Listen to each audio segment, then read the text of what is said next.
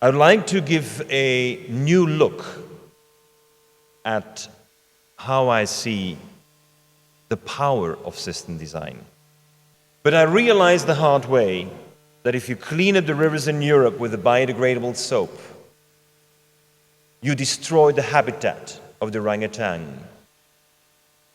Because the raw material that you need for making biodegradable soap is palm oil.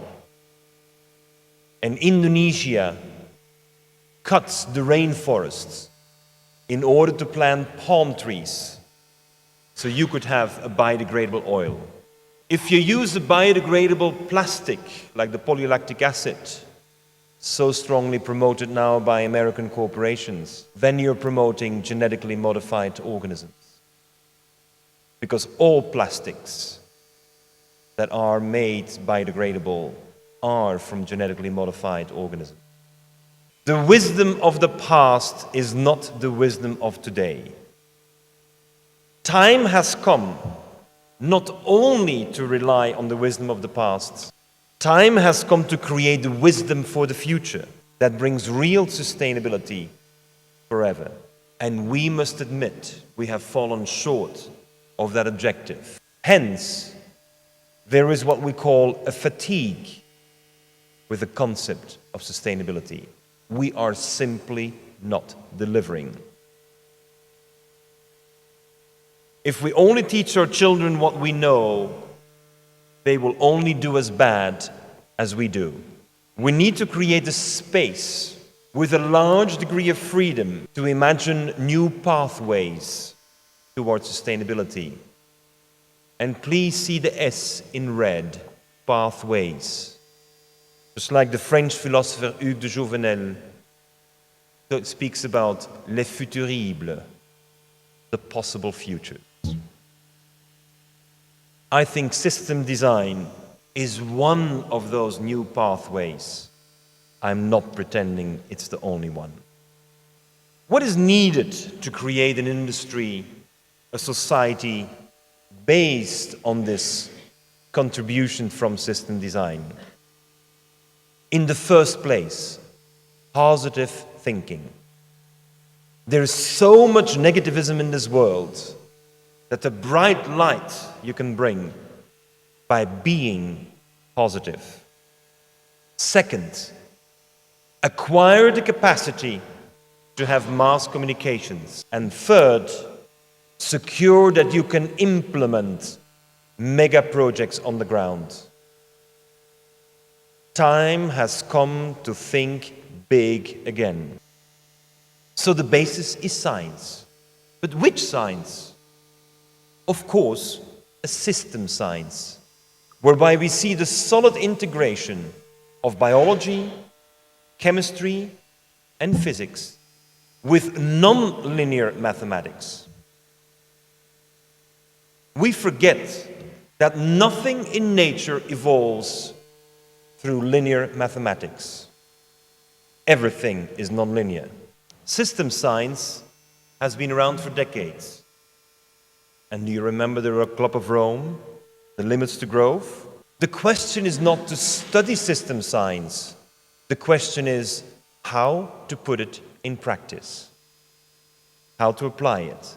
And this is very much, as both Anders Wijkman and Fritjof Capra pointed out, it is multi-objective, multitask, multidisciplinary. But next to the sciences, we cannot avoid the emotions. People are passionate about things, and when people feel strong about something, they are uncompromising. The design of a new concept can very well be very uncompromising, but for the people who imagine it and see it, it is self-evident. And the joy and the passion brings with us in this world of economics a dimension which we may not neglect: the translation into purchasing power, offering cheap quality products with a mission. So positive thinking first, The example of the coffee that I showed and shared with you, we can do exactly the same with forest fires, landfill contamination, soil erosion, iodine deficiency, the conversion of the rust belt into the green belt, like around Torino. We can reverse biodiversity losses, and I think we can tackle climate change. If you are in systems design, you do not solve a problem. The first thing you do is look for more problems. There is one problem, give me two more, and I will solve all three at the same time. The mass communications is number two. We must reach 500 million people every day. If we do not reach 500 million people every day, we are losing the game. At the same time, we must provide a framework for sustainability for life. So it's this lifetime challenge with this daily challenge that is where we need the communication expert. But the communication is not just giving a lecture in a classroom. Today, it is not only having a website. It's about blogging and MySpace, computer games and podcasting. It's animated movies, toys. It's about slow food, energy. And as the students may have witnessed this morning and yesterday in our training courses, it's about health wisdom, the wisdom of being healthy. The learning for a lifetime means that what I'm bringing in my 2 weeks with the students is actually at their fingertips some 1,000 scientific subjects. As a student, you don't realize it, but I'm hitting you every time with scientific subjects, one after the other. And what we're in need of is to expose anyone who wants to be into design of a better world to science. If you do not have the fingertip science, you're not going to be able to succeed. And of course, you have to get into animated movies. Animation is what makes it all tick.